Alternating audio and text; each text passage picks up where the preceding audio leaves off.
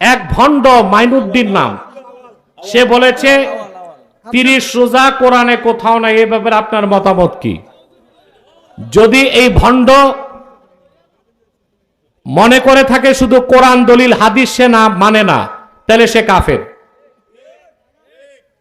আর যদি সে হাদিস মানে, তাহলে অবশ্যই 30 রোজার কথা হাদিসে আসছে, ঠিক না?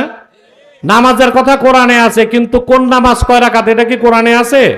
এটা হাদিসে আছে। আর রমজান মাস যে 30টা রোজা, আমরা বলি না 30 রোজা, আমরা বলি 1 মাস রোজা। এই আস্তে আস্তে কথা বলো। আমরা কি 30টা রোজা বলি না বলি 1 মাস রোজা?